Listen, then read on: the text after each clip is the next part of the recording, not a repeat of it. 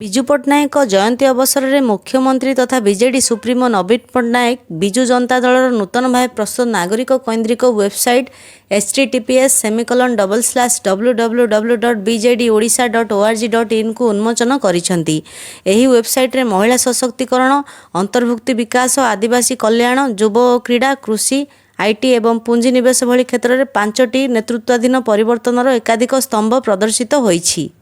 ଲୋକଙ୍କ ସ୍ୱରକୁ ସୁଦୃଢ଼ କରିବା, ସେମାନଙ୍କୁ ରାଜ୍ୟର ପ୍ରଗତିରେ ଅଂଶୀଦାର କରିବା ଦିଗରେ ଦଳର ପ୍ରତିବଦ୍ଧତାକୁ ମଧ୍ୟ ଏହି ୱେବସାଇଟ୍ରେ ଦର୍ଶାଯାଇଛି।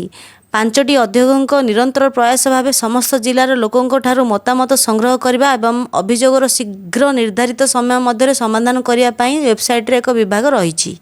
ଏହି ୱେବସାଇଟ୍ରେ ଏକ ଆଧୁନିକ ସୋସିଆଲ ମିଡ଼ିଆ ପ୍ଲାଟଫର୍ମ ରହିଛି, ଯେଉଁଥିରେ ଡିଜିଟାଲ ଡୋମେନ୍ରେ ସମର୍ଥକ ଏବଂ ନାଗରିକଙ୍କ ସହ ସମାନ ଭାବରେ ଯୋଡ଼ି ହେବା ପାଇଁ ଦଳର ପ୍ରୟାସକୁ ଦର୍ଶାଯାଇଛି।